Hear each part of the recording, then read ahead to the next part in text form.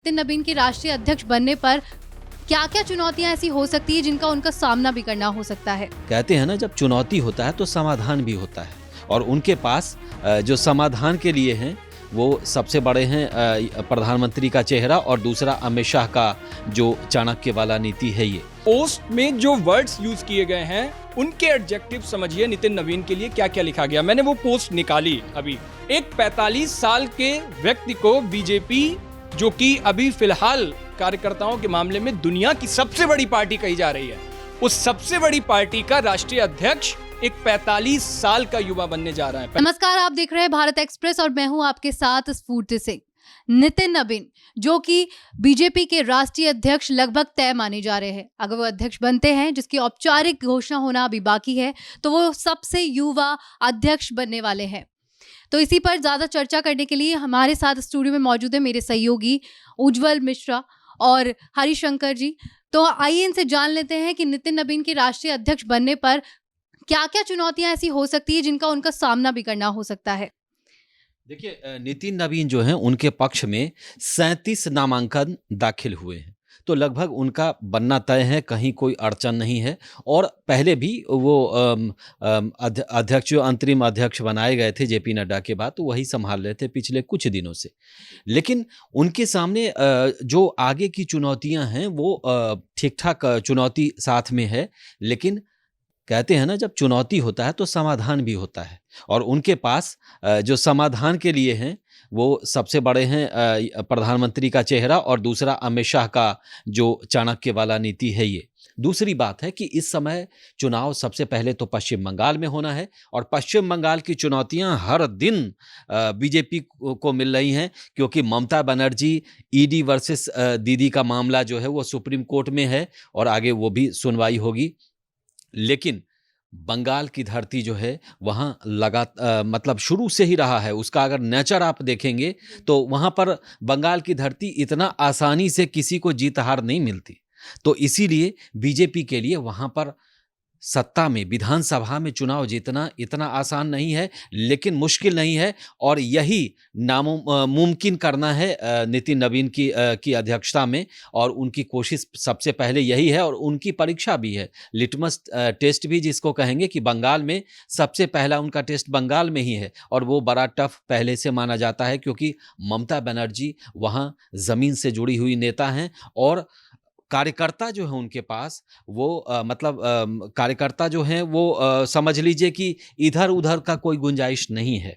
लेकिन बीजेपी ने वहाँ पर अच्छा परफॉर्म लगातार किया है, कहाँ 2 से कहाँ तक पहुँची। लगातार बीजेपी चुनाव में मेहनत भी कर रही है। दूसरा कि बंगाल में बीजेपी को पाने के लिए बहुत कुछ है, क्योंकि 15 साल जो ममता बनर्जी का शासन रहा, उसके बाद इस समय वहाँ पर एंटी इनकम्बेंसी है, बहुत सारी चीज़ें हैं। ये रही बात बंगाल की। लेकिन इसके बाद केरल, सिर्फ तिरुवनंतपुरम में निगम जीतने से बात नहीं बनेगी।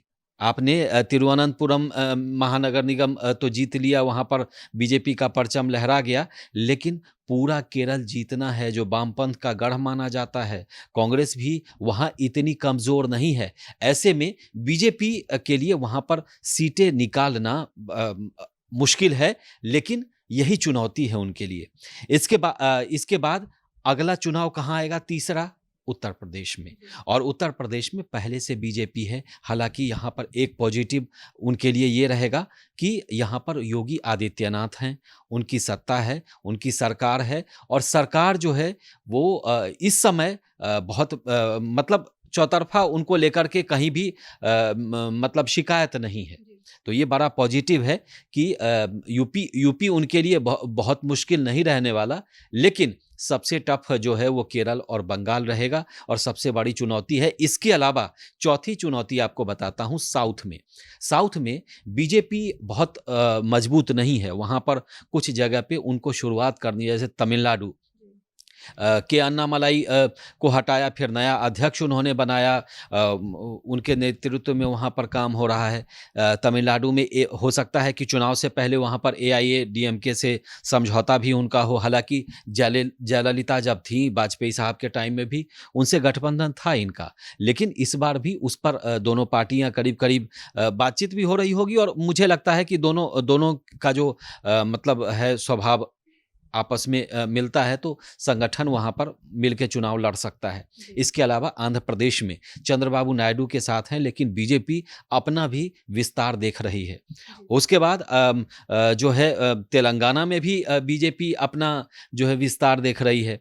बहुत सारी चीज़ें हैं। इसके अलावा साउथ के स्टेट हो गए, तो हाँ, कर्नाटक में इस समय बीजेपी के लिए बहुत गोल्डन अपॉर्चुनिटी इसीलिए है कि वहाँ पर उप मुख्यमंत्री और मुख्यमंत्री में लड़ाई चल रही है, अंदरूनी लड़ाई लगातार। कभी राहुल गांधी सुलझाते हैं, कभी वो दिल्ली बुलाए जाते हैं, कभी घोषणा होती है कि नहीं हमारे बीच तो कोई मतभेद था ही नहीं। तो कुल मिलाकर के है कि कर्नाटक जीतना इनके लिए चुनौती रहेगी, लेकिन कर्नाटक में बीजेपी सरकार बना चुकी है येदियुरप्पा के नेतृत्व में, और वहाँ पर इनका संगठन मजबूत है। तो मुझे लगता है कि कर्नाटक भी इन्हीं के उस कार्यकाल में आ गया है। तो बहुत सारी चुनौतियां हैं, लेकिन इनके साथ सबसे पॉजिटिव ये है कि प्रधानमंत्री मोदी का सशक्त चेहरा, अंतर्राष्ट्रीय चेहरा, सर्वमान्य चेहरा, उसके बाद अमित शाह जो गृह मंत्री हैं, उनका चाणक्य नीति शायद इनको मतलब उससे उनको बहुत मदद मिलने वाली है, इसीलिए ये पॉजिटिव है इनके लिए। जी, इस पे और बात करेंगे हम। उससे पहले उज्जवल, मैं आपसे जानना चाहूँगी कि ऐसे कौन से फैक्टर्स होते हैं, जैसे बीजेपी एक स्ट्रैटेजी वाइज चलती है, तो कौन से फैक्टर्स ऐसे थे जो नितिन नबीन के लिए कारगर साबित हुए, जो उन्हें एक युवा चेहरा है, या फिर कुछ और फैक्टर्स इसको लेकर हो सकते हैं? फैक्टर्स की अगर आप बात करो तो सबसे पहले आज हम जिस बात की चर्चा कर रहे हैं, मुझे लगता है कि उसके लिए हमें जब दिसंबर में जब इस बात का ऐलान हुआ कि नितिन नबीन का नाम सामने आया, और उसके बाद ये हुआ कि राष्ट्रीय अध्यक्ष बनेंगे, उनका नाम सामने आया, उसके बाद प्रधानमंत्री नरेंद्र मोदी और अमित शाह की एक पोस्ट आती है सोशल मीडिया पर उन्हें बधाई देने के लिए। मुझे लगता है कि जब आप फैक्टर्स की बात कर रहे हो तो उन पोस्ट में जो वर्ड्स यूज किए गए हैं, उनके एडजेक्टिव समझिए नितिन नबीन के लिए क्या क्या लिखा गया। मैंने वो पोस्ट निकाली अभी। आप दोनों लोगों के पोस्ट में अगर देखोगे, प्रधानमंत्री नरेंद्र मोदी और गृह मंत्री अमित शाह, बीजेपी में दो ही लोग अभी फिलहाल सर्वोच्च पद पर माने जाते हैं। वो लिखते हैं युवा ऊर्जा, संगठनात्मक अनुभव, मेहनत, जनता से जुड़ाव। ये 4 बड़े शब्द थे, और मुझे लगता है कि इन्हीं 4 बड़े शब्दों ने नितिन नबीन को राष्ट्रीय अध्यक्ष के पद तक पहुंचा दिया। आप प्रधानमंत्री नरेंद्र मोदी और दोनों के अगर देखोगे तो नरेंद्र मोदी उन्हें कर्मठ कार्यकर्ता, युवा, परिश्रमी, विनम्र, समर्पित, ऊर्जावान, ये सारे एडजेक्टिव्स उनके लिए यूज करते हैं। अमित शाह युवा, परिश्रमी, ये सारी तो लिखते हैं, लेकिन एक चीज वो और लिख देते हैं जो प्रधानमंत्री नरेंद्र मोदी से भी आगे की लाइन खींच दी, कि सबसे लंबा जनता के बीच उनका अनुभव। अब आप समझिए, एक 45 साल के व्यक्ति को बीजेपी, जो कि अभी फिलहाल कार्यकर्ताओं के मामले में दुनिया की सबसे बड़ी पार्टी कही जा रही है, उस सबसे बड़ी पार्टी का राष्ट्रीय अध्यक्ष एक 45 साल का युवा बनने जा रहा है। 45 साल, मैं युवा इसलिए कह रहा हूं, हो सकता है लोग इस पर खिल्ली बना दें कि 45 साल का युवा कैसा होता है, लेकिन इतनी बड़ी पार्टी को संभालना इस उम्र में, उसे युवा ही कहा जाएगा। दूसरी चीज, नितिन नबीन का आप पूरा पॉलिटिकल बैकग्राउंड उनको देखो। बीजेपी ने एक पैटर्न जो सेट किया था, जो पहले से चला आ रहा था, उस नैरेटिव को तोड़ा और नया पैटर्न सेट किया। वो नया पैटर्न क्या था? अब बीजेपी में पहले नंबर 1 की लाइन में आज के दौर पर अगर मैं आपसे कहूं तो आप किसको कहेंगे? नरेंद्र मोदी सबसे नंबर 1 पर आज के दौर में पार्टी के अंदर। दूसरे नंबर पर अगर मैं कहूं तो आप किसको कहेंगे? अमित शाह का नाम लेंगे। तीसरे नंबर पर पार्टी का राष्ट्रीय अध्यक्ष अभी तक जेपी नड्डा थे। अब यह पैटर्न सेट हुआ है कि पार्टी का राष्ट्रीय अध्यक्ष अब तीसरे नंबर की लाइन का कोई ऐसा शख्स भी बन सकता है जिसके नाम की चर्चा परिचर्चा कहीं हो ही नहीं रही हो। आप देखिए, नितिन नबीन ना तो जातिगत समीकरण में कहीं सेट बैठते हैं। अब आप समझिए, बिहार के अंदर नितिन नबीन कायस्थ समाज से आते हैं। मुझे लगता है कि 1% भी आबादी कायस्थ समाज की नहीं है बिहार के अंदर, लेकिन फिर भी नितिन नबीन जो बिहार की बांकीपुर सीट है वहां से जीतते हैं। पिता के निधन के बाद से जीतते चले आ रहे हैं। 2006 में उपचुनाव हुए थे और तब उनकी उम्र मात्र 26 साल की थी। 26 साल का वो लड़का पिता की पहले विरासत संभालता है और 2006 के बाद से 2010 हुआ, 15 हुआ, 20 हुआ, 25 हुआ, लगातार रिकॉर्ड ब्रेक लड़ाई वो लड़ रहे हैं वहां पे और जीतते चले आते हैं। वो सीट अभी तक बीजेपी के हाथ भी से उनको नहीं पद गई है। मिला है उसको वो बखूबी निभा रहे हैं और इसीलिए निर्विरोध भी चुने गए हैं। हाँ बिल्कुल, इसीलिए तो सामने लाया जाता है, मतलब उनको इसीलिए सामने लाया गया कि एक ऐसा आदमी, और सबसे बड़ा पैटर्न क्या सेट किया और ये कैसे मुफीद बैठे इस पार्टी के लिए। बीजेपी को चाहिए थी कि अब कोई ऐसा शख्स इस गद्दी पर बैठे, क्योंकि अभी आप जिक्र कर रहे थे ना चुनावों की, साउथ पर बीजेपी की नजर है। पश्चिम बंगाल सबसे बड़ा चुनाव जहां बीजेपी का सबसे कठिन दौर माना जाता है, बीजेपी कभी सरकार नहीं बना पाई वहां पे, वो पश्चिम बंगाल इस बार बीजेपी को भेदना है। तो केरल और तमिलनाडु भी इसी लिस्ट में आता है। नितिन नबीन को पास संगठन का अनुभव है। नितिन नबीन की राजनीति की शुरुआत थी युवा मोर्चा से हुई है। युवा मोर्चा के बाद वो मेन बॉडी में आए। बीजेपी को एक ऐसा बंदा चाहिए था जो संगठन में भी काम कर चुका हो और सरकार में भी काम कर चुका हो। नितिन नबीन सरकार में भी काम कर चुके हैं, बिहार में मंत्री हैं और उसी के साथ संगठन का अनुभव उनके पास है। संगठन से ही सरकारें बनती हैं, यह भी बीजेपी को पता है। और मैं सिर्फ बीजेपी को नहीं, किसी भी पार्टी को आप देखिए, अगर सत्ता के शीर्ष तक पहुंचना है तो संगठन बहुत जरूरी होता है। संगठन सरकार से बड़ा होता है। आपको याद है केशव मौर्य का यह बयान चुनाव के वक्त आया था। तो संगठन की बहुत इंपॉर्टेंस है। नितिन नबीन उस सांचे में भी बिल्कुल फिट बैठ रहे हैं। तो ये तमाम वो फैक्टर्स जो नितिन नबीन के लिए मुफीद हुए, और बीजेपी की नजर अब इस दौर जो चल रहा है, नई बीजेपी का जो दौर चल रहा है, उसमें नजर ही ऐसे बंदे पर होती है जिसका नाम नहीं, बीजेपी सिर्फ देखती है पेशेंस कितना है, काम कितना है, कितना मन से किए जा रहा है। और आप देखो अध्यक्ष की लाइन में जितने बड़े चेहरे थे, जितने नाम आप सुन रहे थे कि ये हो सकते हैं, वो हो सकते हैं, सारे कट हो गए ना। जिसके बारे में सोचा भी नहीं होता, वो सोचा भी नहीं, वो आकर के कुर्सी पर बैठा है। तो ये बीजेपी का नया पैटर्न है जो सेट हो रहा है कि तीसरे नंबर पर बड़े पदों पर भी एक छोटे से मेहनत किया हुआ कार्यकर्ता पहुंच सकता है।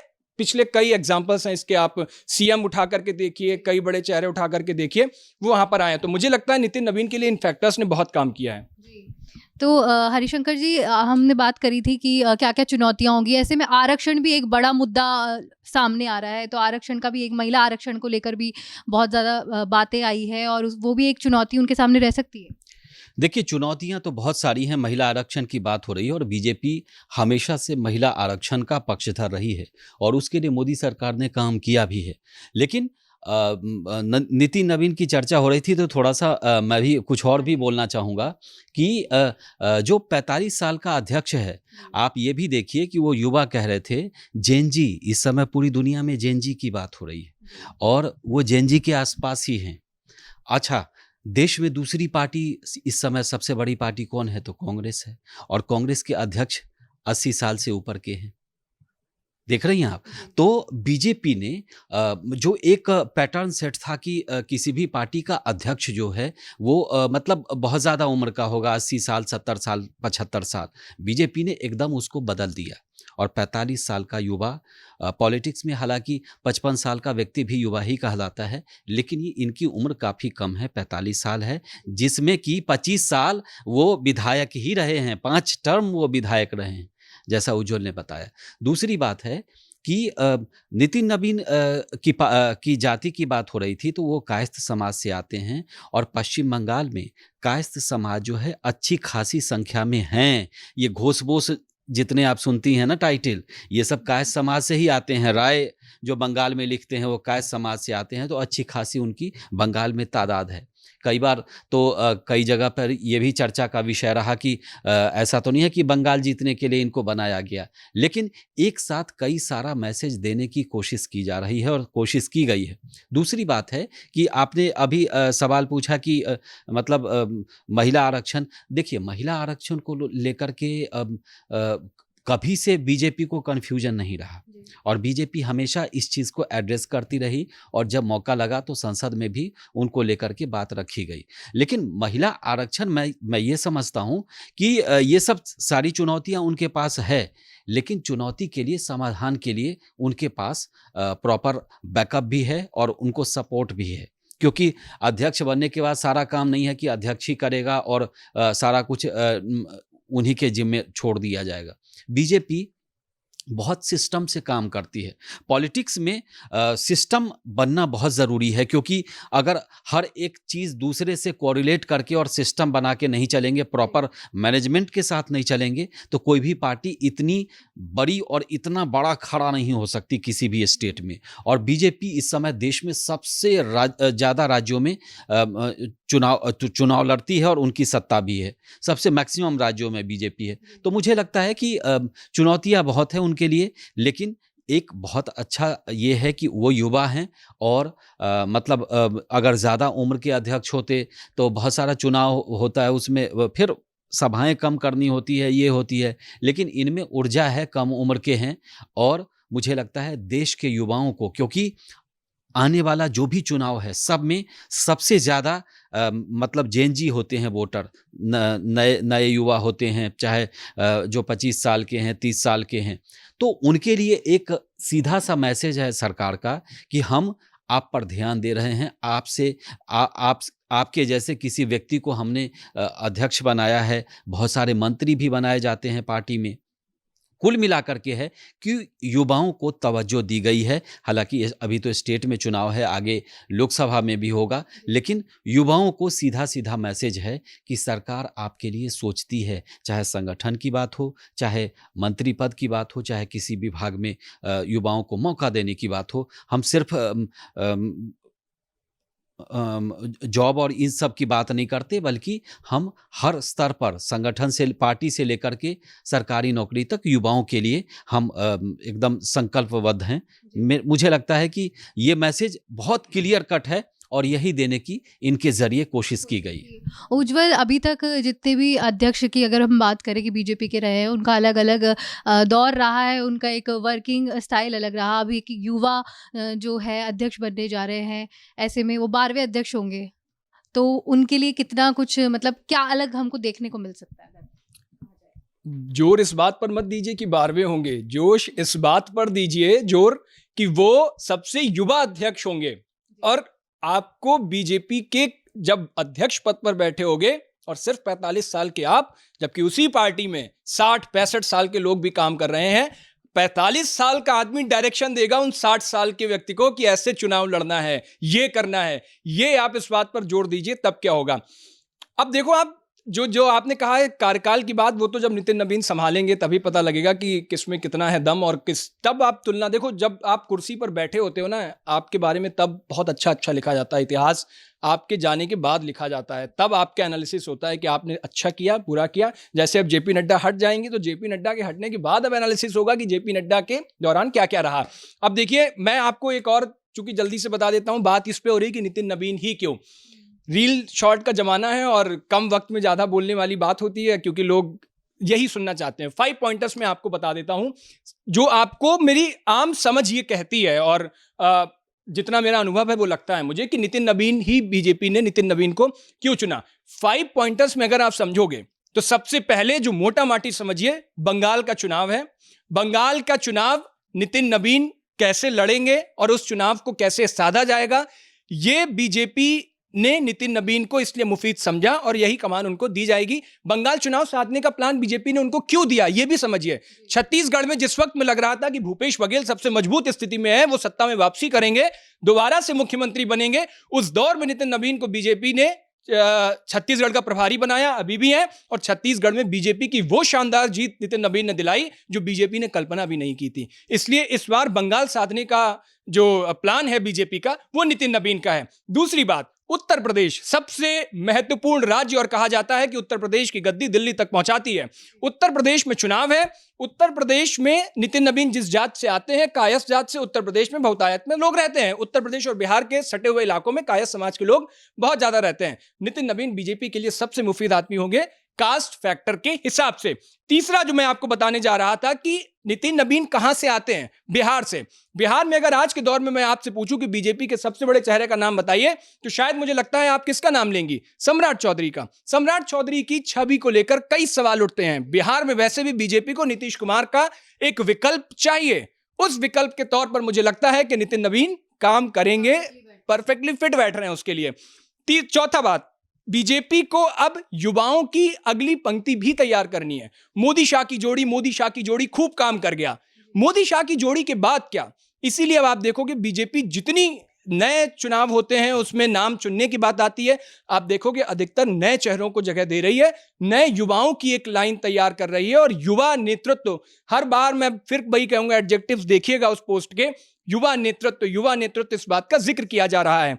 और पांचवा, जो नितिन नवीन का पुराना रिकॉर्ड है, पार्टी को यह लगता है कि इनके अंदर संगठन से, चूंकि सरकार में आए हैं, चुनाव जीतने की कला इनको आती है। पिता के जाने के बाद से 2006 के बाद से 2025 तक लगातार उस सीट से चुनाव जीते हैं और अभी तक बेदाग छवि के नेता हैं। राजनीति में कोई जो लगातार चुनाव जीत रहा हो और वो बेदाग रह जाए, ना भ्रष्टाचार का, ना कानूनी पछड़े, ना हत्या बलात्कार, ऐसे बड़े मुद्दे मामले जो होते हैं जिनको लेकर नेता अमूमन फंसते हैं, नितिन नवीन पर ऐसा कोई भी आरोप अभी तक नहीं है। मतलब उनका नाम उस लिस्ट में अभी नहीं आया है, भ्रष्ट और करप्ट नेताओं की या ऐसे आरोप उन पर लांछन नहीं लगे हैं। इसलिए ये 5 बड़े फैक्टर्स हैं जो नितिन नवीन को उस पद तक पहुंचा पाए, यानी बिहार से सीधा दिल्ली की उस कुर्सी पर बैठे हैं जाकर के, जिस कुर्सी को लेकर सबसे ज्यादा इस पूरी दुनिया में चर्चा है। और सबसे बड़ी पार्टी की कमान अब नितिन नवीन के हाथ में है, वो भी सिर्फ 45 साल की उम्र में। इस बात पर मैं फिर कह रहा हूं, जोर देने की बहुत जरूरत है, युवा चेहरा बैठने जा रहा है उस पर।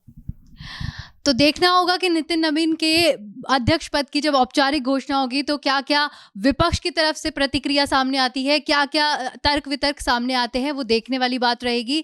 फिलहाल के लिए इतना ही। आप देखते रहिए भारत एक्सप्रेस।